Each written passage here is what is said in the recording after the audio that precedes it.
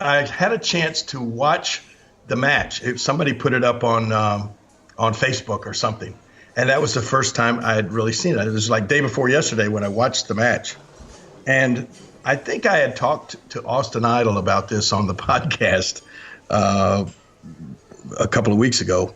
But when I watched this match back, I'm just thinking in my mind, oh my gosh, are we going in like slow motion or whatever? When I was doing the match and everything felt fine. It was like we're in there, we're telling the story, the people are responding and everything. But then when I watched it back, it was like, oh man, I got to speed things up. I got to start doing more stuff. There was a lot of walking and talking, which is, sort of what I kind of have become famous for. But, I got a lot of indie matches coming up, and I'm going to have to turn up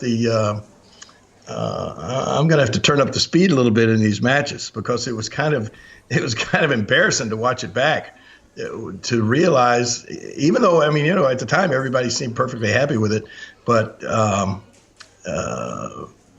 realized that's not the kind of match that you could have in the WWE. Trust me. Well, Jerry, I'm going to take these waffle fries from you then, because these can't be good for your cardio. You're right.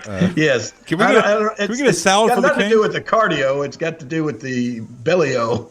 We gotta lose some. We need to lose some poundage here. So you're right. The waffle fries is not a good idea. No waffle fries. Can we get a salad for the king? Do you have salads here?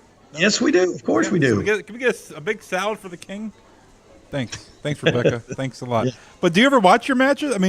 Even back when you were, obviously 70s and 80s. Did you ever, go back and not critique your match, but just review what you did, especially in WWE, or is that no, not something you do? Almost never. Especially back during the day, when we were doing it. The only time you would have time to go back and watch any of your match was when we aired it, the highlights or whatever on Saturday morning. You'd see what took place down at the Coliseum.